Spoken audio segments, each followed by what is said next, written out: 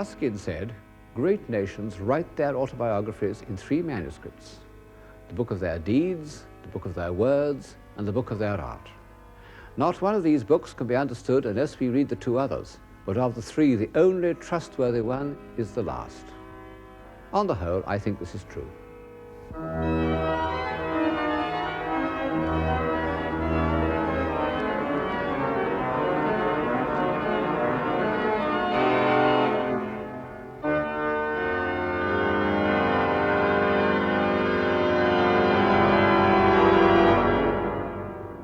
Looking at those great works of Western man, and remembering all that he's achieved in philosophy, poetry, science, lawmaking, it does seem hard to believe that European civilization can ever vanish. And yet, you know, it has happened once.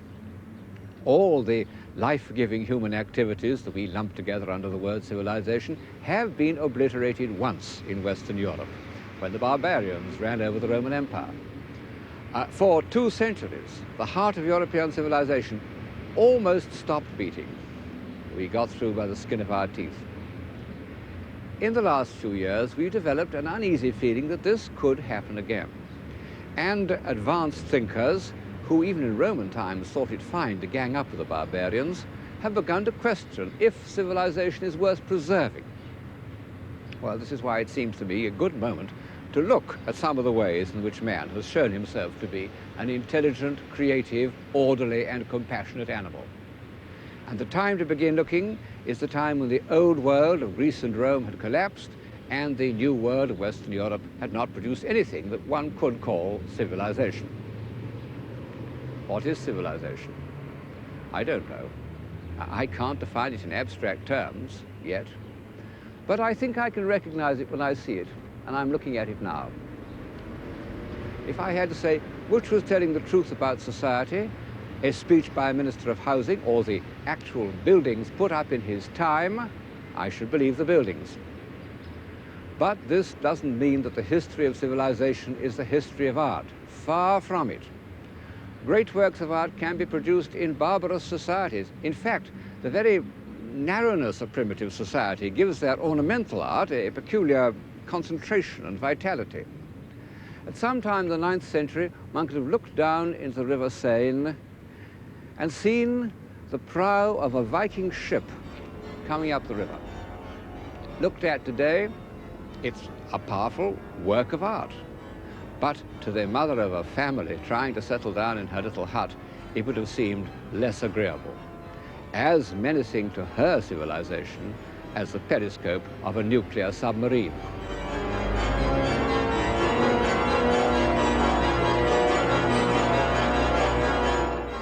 A powerful work of art, a more moving, to most of us, than this Greco-Roman head.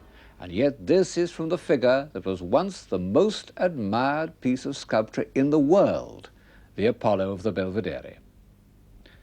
Well, whatever its merits as a work of art, the Apollo surely embodies a higher state of civilization than the Viking prow. The northern imagination takes shape in an image of fear and darkness, the Hellenistic imagination in an image of harmonized proportion and human reason.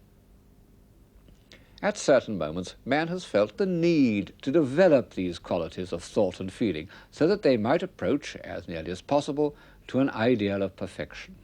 He's managed to satisfy this need in various ways, through myths, through dance and song, through systems of philosophy, and through the order that he has imposed on the visible world.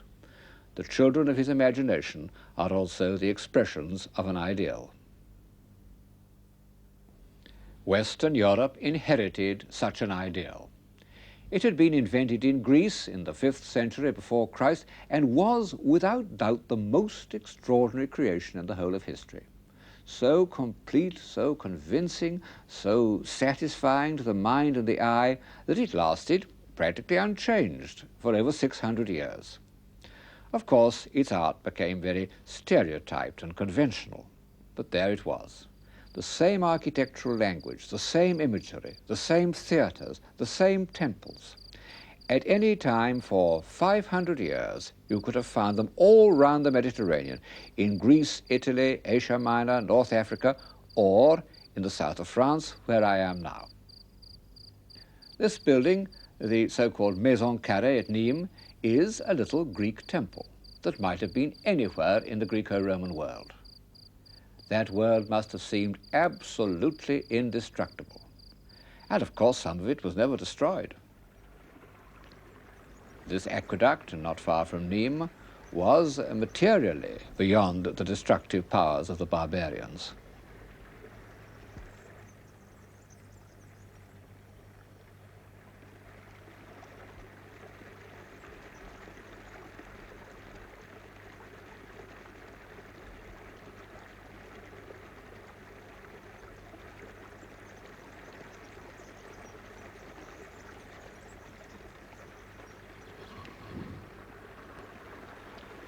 What happened? Well, it took Gibbon 9 volumes to describe the decline and fall of the Roman Empire, and I shall not embark on that. But thinking about this almost incredible episode does tell one something about the nature of civilization. It shows that however complex and solid it seems, it is actually quite fragile. It can be destroyed. What are its enemies? First of all, fear. Fear of war, fear of invasion, fear of plague, fears that make it simply not worthwhile constructing things or planting trees or even planning next year's crops. And fear of the supernatural, which means that you daren't question anything or change anything. The late antique world was full of meaningless rituals, mystery religions that destroyed self-confidence. And then boredom, the feeling of hopelessness, which can overtake people with a high degree of material prosperity. There's a poem by a modern Greek called Cavafy, a poem in which he imagines the people of some late antique city waiting every day for the barbarians to come and sack it. And then finally the barbarians move off somewhere else, and the city is saved. But the people are disappointed. It would have been better than nothing. Of course, civilization requires a modicum of material prosperity, enough to provide a little leisure. But far more, it requires confidence. Confidence in the society in which one lives, belief in its philosophy, belief in its laws, confidence in one's own mental powers. The way the stones of that bridge are laid is not only a triumph of technical skill, but it shows a vigorous belief in discipline and law, energy, vitality. All the great civilizations or civilizing epochs have had a weight of energy behind them. People sometimes think that civilization consists in fine sensibilities and good conversation and all that. Well, these can be among the agreeable results of civilization, but they are not what makes a civilization. And a society can have these amenities and yet be dead and rigid. So, if one asks why the civilization of Greece and Rome collapsed, the real answer is that it was exhausted.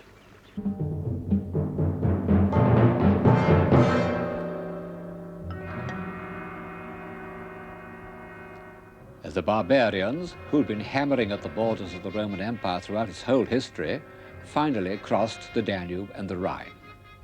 At first, they were half Romanized and helped to carry on the administration of the empire. But gradually, the great system broke down.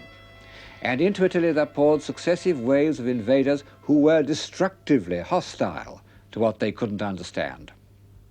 I don't suppose they bothered to destroy the great buildings that were scattered all over the Roman world, but the idea of keeping them up never entered their heads.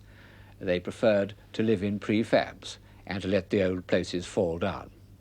Of course, here and there, life must have gone on in an apparently normal way for very much longer than one would expect. It always does. Civilization might have drifted downstream for a long time.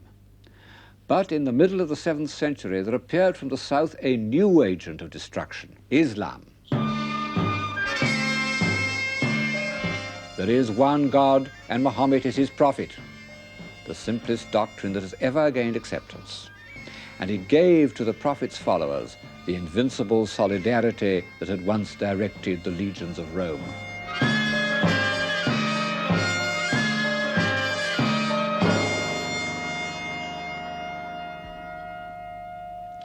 In a miraculously short time, about 50 years, the classical world was overrun. Only its bleached bones stood out against the Mediterranean sky. The old source of civilization was sealed off, and if a new civilization was to be born, it would have to face the Atlantic.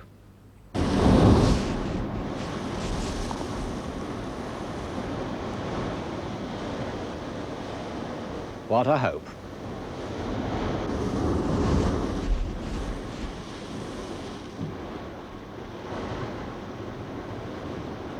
People sometimes tell me that they prefer barbarism to civilization. I doubt if they've given it a long enough trial. Like the people of Alexandria, they are bored by civilization. But all the evidence suggests that the boredom of barbarism is infinitely greater. Quite apart from discomforts and privations, there was no escape from it. Very restricted company, no books, no light after dark, no hope. On one side, the sea battering away, and on the other, infinite stretches of bog and forest and rocky waste. A most melancholy existence. And the Anglo-Saxon poets had no illusions about it. A wise man may grasp how ghastly it shall be when all this world's wealth standeth waste, even as now in many places over the earth. Walls stand wind-beaten, heavy with hoarfrost, ruined habitations. The Maker of men hath so marred this dwelling that human laughter is not heard about it, and idle stand those old giant works.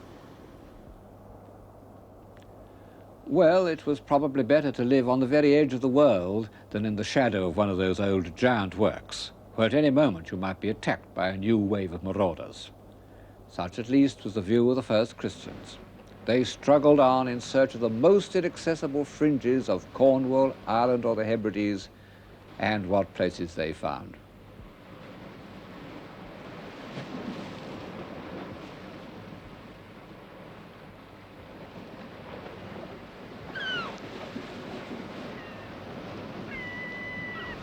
"18 miles from the Irish coast is the island of Skellig Michael, a pinnacle of rock rising 700 feet from the sea. Even today, it's impossible to land except in fair weather. Yet, for 400 years, Christians found it a place of refuge. They made this stone causeway up its steep slopes, an extraordinary achievement of courage and tenacity.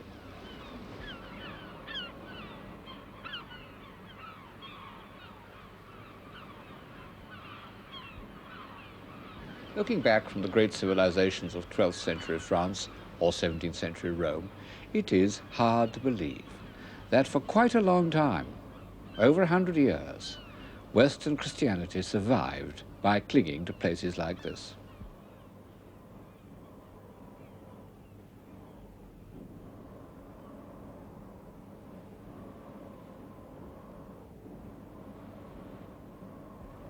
Just below the summit, on the only habitable fragment of land, they built their dry stone huts.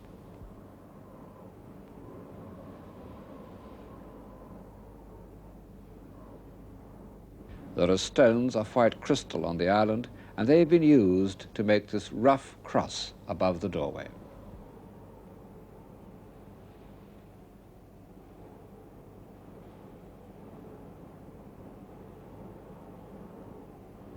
Of course, there was a pope in the ruined, beleaguered city of Rome, but the Celtic Church owed no allegiance to him.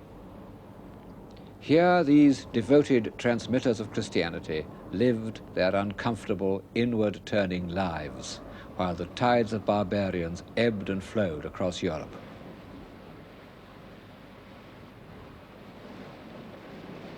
The Christian few sought remote places of enduring sanctuary, but the pagan tribes were not interested in permanence. Like the Irish tinkers of today, they preferred drifting as the mood took them.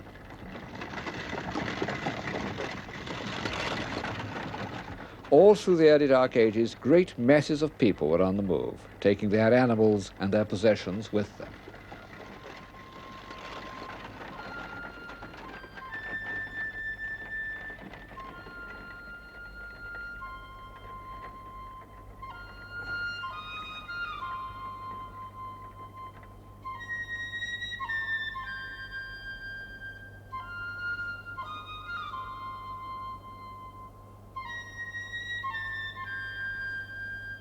What did the early wanderers care about? The answer comes out in the poems. Gold. Whenever an Anglo-Saxon poet wants to put into words his ideal of a good society, he speaks of gold. There once many a man, mood-glad, gold-bright, of gleams garnished, flushed with wine pride, flashing war gear, gazed on wrought gemstones, on gold, on silver, on wealth held and hoarded, on light-filled amber.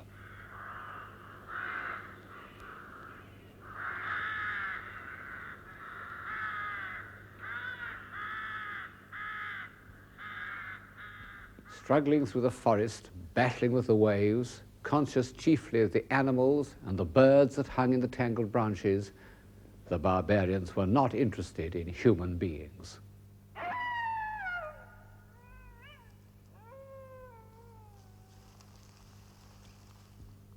The wanderers had never been without craftsmen, and all their pent-up need to give some permanent shape to the flux of experience, to make something perfect out of their singularly imperfect existence, was concentrated in these marvelous objects. This love of gold and wrought gemstones, this feeling that they reflected an ideal world and had some kind of enduring magic, went on right up to the time when the dark struggles for survival were over. It's arguable that Western civilization was saved by its craftsmen. The wanderers could take their craftsmen with them. Since the smiths made princely weapons as well as ornaments, they were as necessary to a chieftain's status as were the bards whose calypsos celebrated his courage. But even while these splendid objects were being made, Christianity was gaining ground in the West, and 2 or 3 parts of the British Isles offered for a short time relative security. One of them was Iona.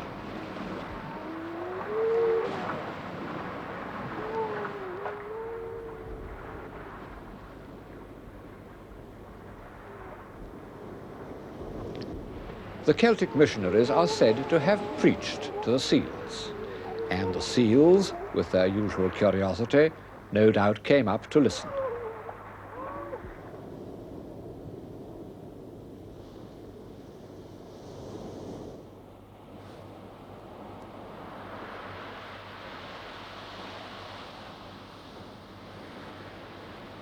Secure and sacred. I never come to Iona, and I used to come here almost every year because when I was young my home was nearby, without the feeling some God is in this place. It's not as awe-inspiring as some other holy places in Delphi or Assisi, but Iona gives one, more than anywhere else I know, a sense of peace and inner freedom. What does it?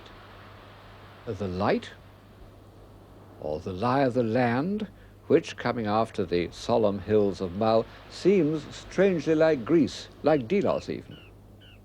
Or is it the memory of those holy men who kept Western civilization alive? Iona was founded by St. Columba, who came here from Ireland in the middle of the 6th century. It seems to have been a sacred spot before he came, and for 4 centuries it was the center of Celtic Christianity. There are said to have been 360 crosses like the one behind me, nearly all of them thrown into the sea during the Reformation. No one knows which of the surviving Celtic manuscripts were produced here and which in the Northumbrian island of Lindisfarne, and it doesn't really matter, because they're all in what we rightly consider an Irish style. The strange thing about these books is that the monks who decorated them seem to have had so little consciousness of any form of classical or Christian culture.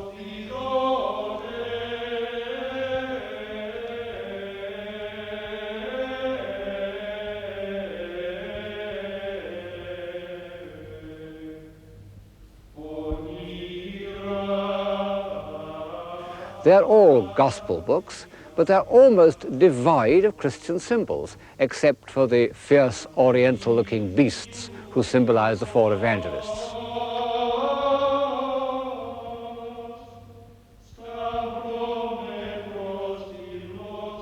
When a man appears, he cuts a very poor figure. In this case, the scribe has thought it best to write in imago hominis, the image of a man. But the pages of pure ornament are almost the richest pieces of abstract decoration ever produced, more refined and elaborate than anything in Islamic art. We look at them for 10 seconds, then we pass on to something that we can interpret or read. But imagine if one couldn't read and had nothing else to look at for weeks at a time. Then these pages would have an almost hypnotic effect.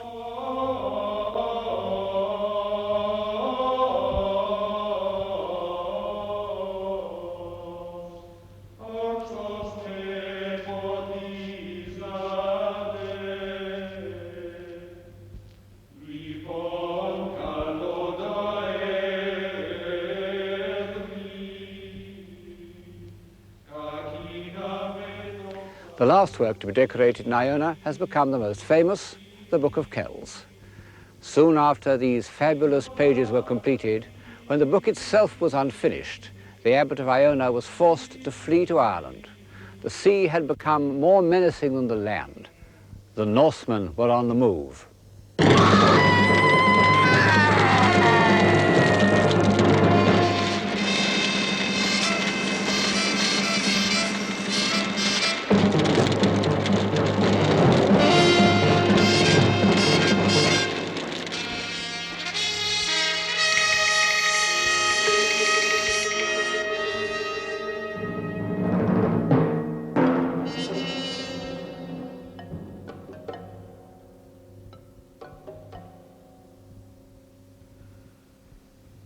If there were 100 tongues in each head, said a contemporary Irish writer, they could not recount or narrate or enumerate or tell what all the Irish suffered of hardships and of injuring and of oppression in every house from those valiant, wrathful, purely pagan people.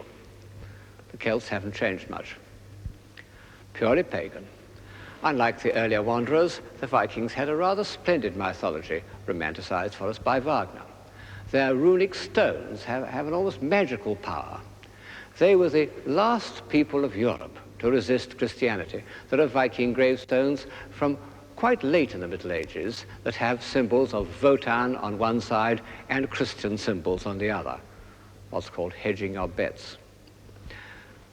This is how they portrayed themselves on an engraved stone, sailing off in their ships, landing, fighting, looting.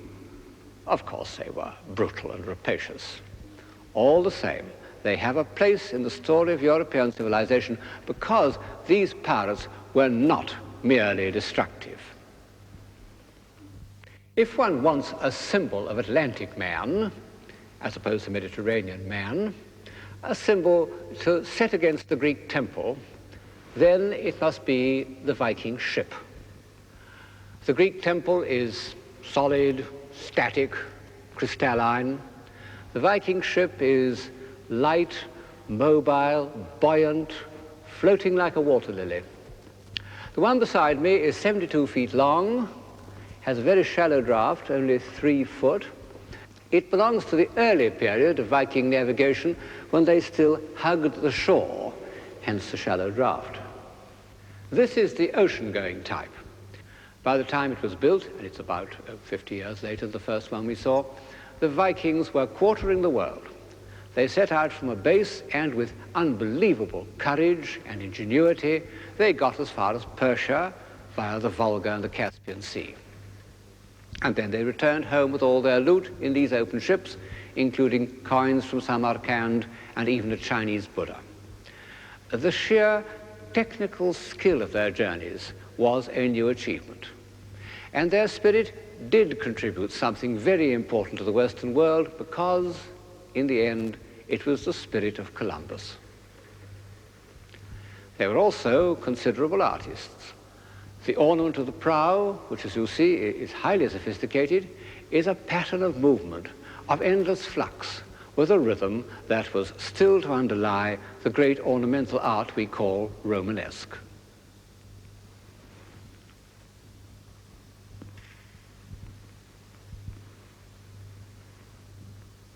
When one also considers the Icelandic sagas, which are among the great books of the world, one must admit that the Norsemen produced a culture. But was it a civilization? Well, the monks of Lindisfarne wouldn't have said so, nor would Alfred the Great, nor the poor mother trying to settle down with her family on the banks of the Seine, whom I mentioned earlier. Civilization means something more than energy and will and creative power, something the early Norsemen hadn't got, but which, even in their time, was beginning to reappear in Western Europe. How can I define it? Very shortly, a sense of permanence.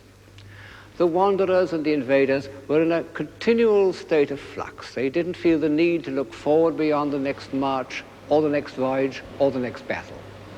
And for that reason, it didn't occur to them to build stone houses nor to write books.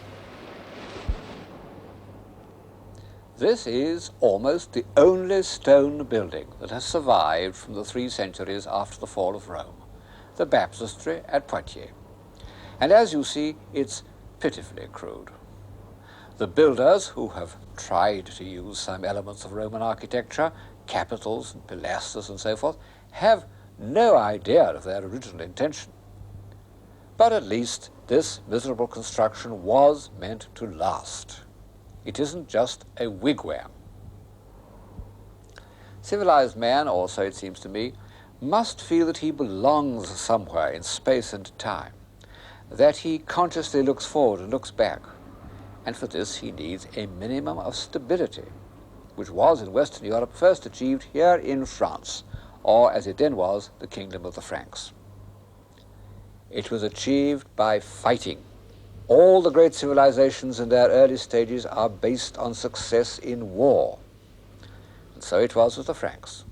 Clovis and his successors not only conquered their enemies, but maintained themselves by cruelties and tortures, remarkable even by the standards of the last 30 years.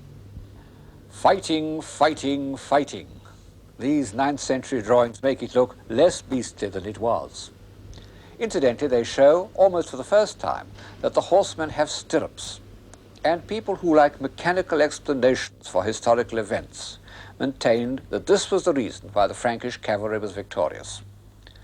One sometimes feels that the 7th and 8th centuries were like a prolonged Western, and the resemblance is made more vivid by the presence already in the 8th century of our old friends, the sheriff and the marshal. But it was really far more horrible, because unredeemed by any trace of sentiment or chivalry. But fighting was necessary. Without Charles Martel's victory over the Moors here at Poitiers in 732, Western civilization might never have existed. And without Charlemagne's tireless campaigning, we should never have had the notion of a united Europe. We got through by the skin of our teeth.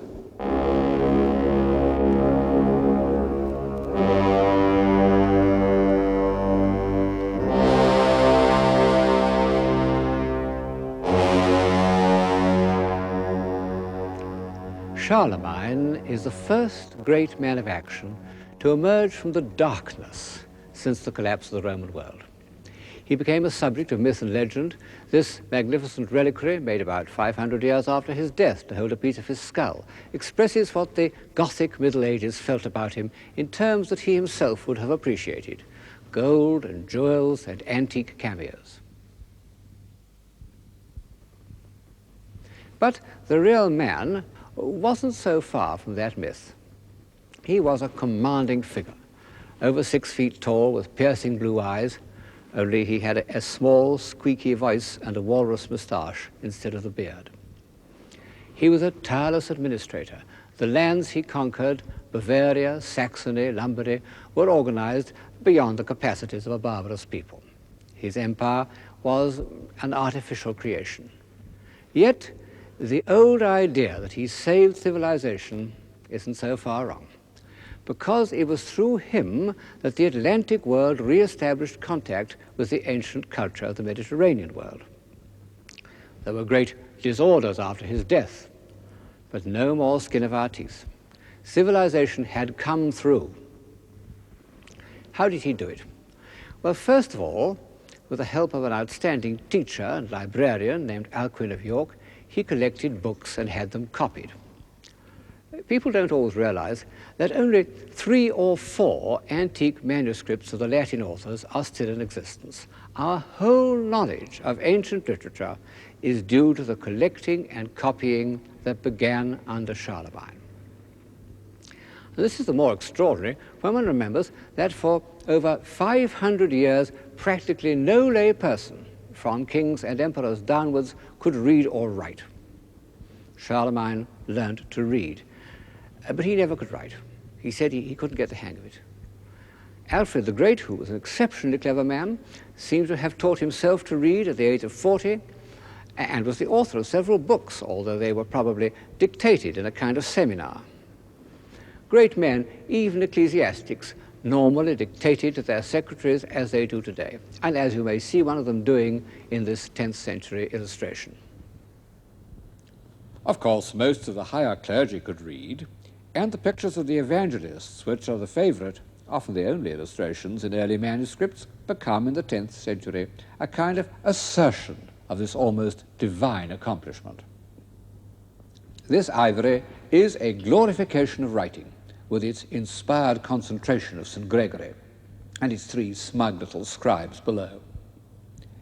In copying these manuscripts, Charlemagne's scribes arrived at the most beautiful lettering ever invented.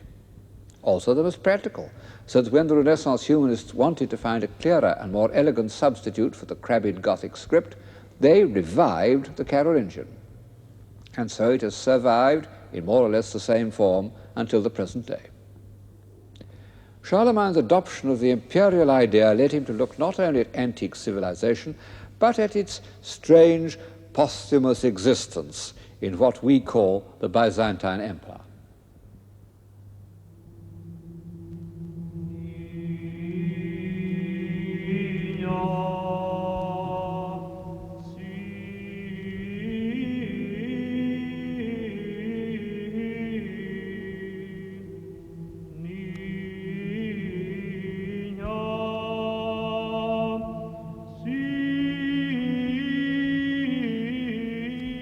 For 400 years, Constantinople had been the greatest city in the world, and the only one in which life had gone on more or less untouched by the wanderers. It was a civilization, all right. It produced some of the most nearly perfect buildings and works of art ever made, but it was entirely sealed off from Western Europe, partly by the Greek language, partly by religious differences, chiefly because it didn't want to involve itself with the bloody feuds of the Western barbarians. It had its own Eastern barbarians to deal with.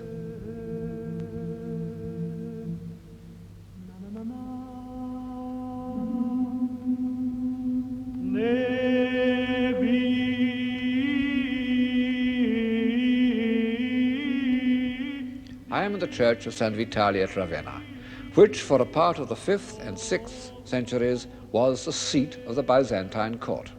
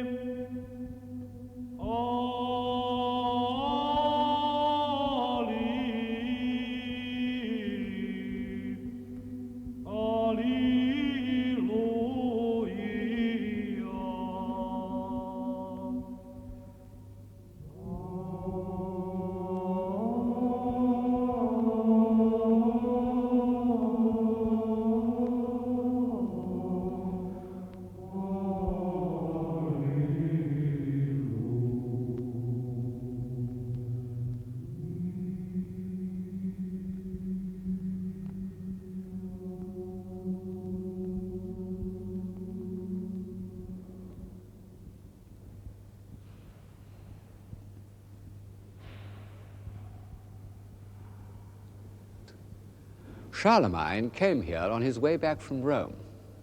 No emperor has visited Rome for almost 500 years. And when Charlemagne, the great conqueror, went there in the year 800, the Pope crowned him as the head of a new Holy Roman Empire. brushing aside the fact that there was another emperor in Constantinople. Charlemagne was afterwards heard to say that this famous episode was a mistake. He advised his son to crown himself. Perhaps he was right. By crowning Charlemagne, the Pope could claim a supremacy over the emperor, which was the cause or pretext of war for 3 centuries. But historical judgments are very tricky. Maybe the tension between the spiritual and worldly powers throughout the Middle Ages was precisely what kept European civilization alive. If either had achieved absolute power, society might have grown as static as the civilization of Egypt or of Byzantium itself. Anyway, Charlemagne saw these mosaics of Justinian and Theodora and realized how magnificent an emperor could be. I may add that he himself never wore anything but a plain Frankish cloak. And when Charlemagne returned to his residence at Aix-la-Chapelle, he settled there because he liked swimming in the hot springs, he determined to build a replica of San Vitale as his Paris chapel. Et somnolentos increpat, calus negantes abuit, callo cadentes biselit, eglis salus refunditur, mucro latronis conditur, lapsis fides revertitur. Isurabantes respicie, et nos vivendo corrige, si respicis lapsis. Those mosaics are a reconstruction done in the 19th century. And we can see that by comparison with Ravenna, the octagon at Aix is rather stiff and monotonous. But those magnificent iron grills, which were made locally, are an impressive technical achievement. In nostra vox primum solet, et vota solvamus And when one thinks that nearly all the buildings in northern Europe, including the greater part of Charlemagne's palace, were of wood, and that such stone buildings as existed were the converted husks of Roman remains, it is the most extraordinary feat.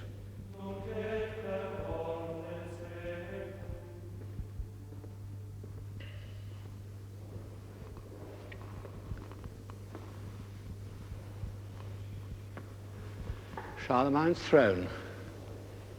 Of course, the craftsmen who made those grills may have come from the East, because under Charlemagne, Europe was once more in touch with the outside world. He even received a present from Harun al-Rashid, Caliph of the 1001 Nights, an elephant called Abul Abuz. He died on campaign in Saxony. Its tusks were made into chessmen, which still exist. As ruler of an empire stretching from Denmark to the Adriatic, he amassed treasures from all over the known world. But in the end, it was the books that mattered. There have never been more splendid books than those illuminated for the court library and sent as presents all over Western Europe. In their own day, these books were so precious that the practice arose of giving them the richest, most elaborate bindings conceivable. Usually they took the form of an ivory plaque surrounded by beaten gold and gems. And these small pieces of sculpture are in some ways our best indication of the intellectual life of Europe for almost 200 years. Only Charlemagne could hold the empire together. After his death it broke up and Europe entered a phase which historians usually consider almost as dark and barbarous as the century before him. Well, that's because they look at it from the point of view of political history and the written word. If we read what Ruskin called the book of its art, we get a very different impression. Because, contrary to all expectation, the 10th century produced work as splendid and as technically skillful and even as delicate as any other age. To me, this cross of Lothar is one of the most moving objects that has come down to us from the distant past.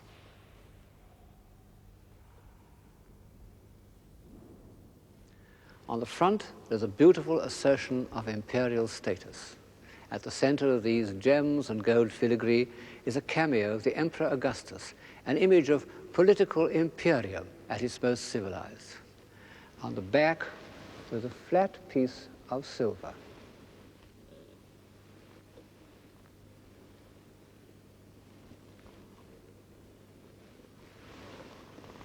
But on it is engraved an outline drawing of the crucifixion, a drawing of such poignant beauty as to make the front of the cross look worldly. It's the experience of a great artist simplified to its essence, what Matisse wanted to do in his chapel at Vence, but more concentrated, and of course, the work of a believer. We've grown so used to the idea that the crucifixion is the supreme symbol of Christianity that it's a shock to realize how late in the history of Christian art its power was recognized. In the first 6 centuries, the crucifixion is practically never represented. And the earliest example, on the doors of Santa Sabina in Rome, it's stuck away in a corner, almost out of sight. It's not only obscure, but unmoving. The simple fact is that the early church needed converts. And from this point of view, the crucifixion was not an encouraging subject.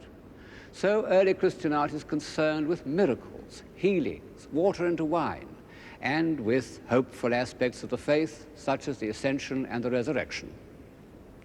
The few surviving crucifixions of the early church make no attempt to touch our emotions. It was the 10th century, that despised and rejected epoch of European history, which made the crucifixion into a moving symbol of the Christian faith. In such a figure as this, made for Archbishop Guerreau of Cologne 1,000 years ago, one sees the figure of the crucified Christ as it has been almost ever since. The upstretched arms, the sunken head, the poignant twist of the body.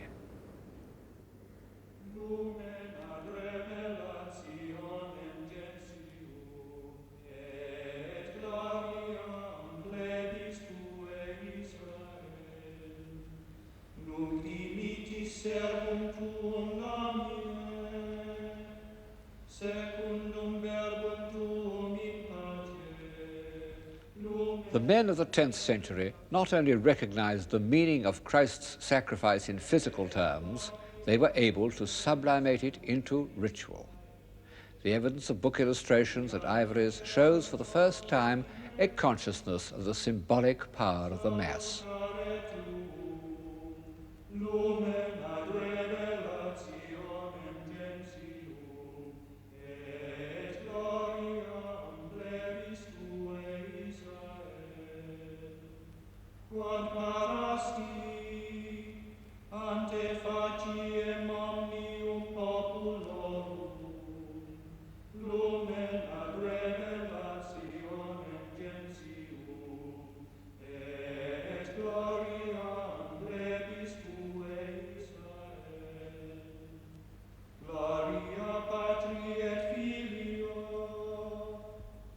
Look at these solemn columnar characters celebrating and chanting the Mass. Are they not almost literally pillars of a great new establishment?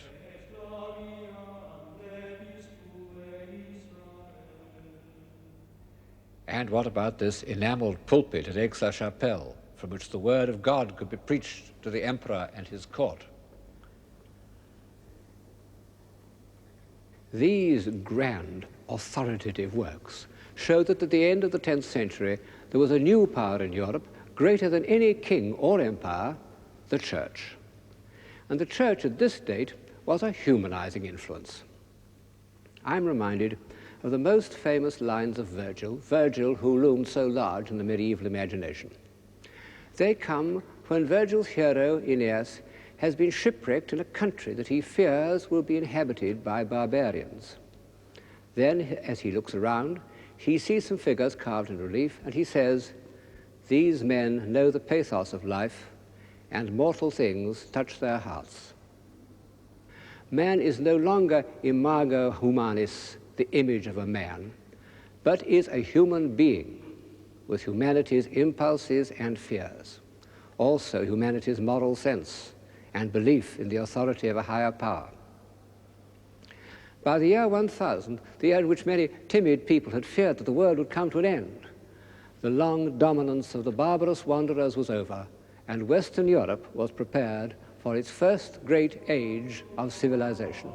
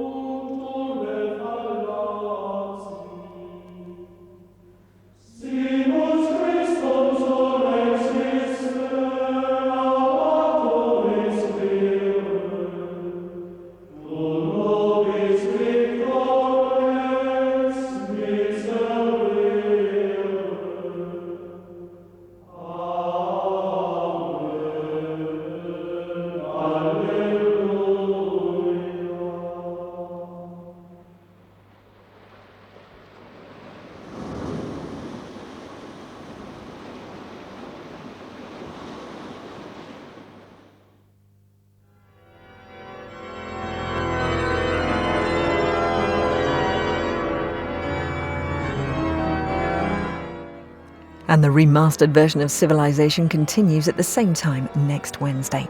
Later this evening here on BBC HD, we're heading to one of Britain's oldest cities. Join us on a great British railway journey from 10 to midnight.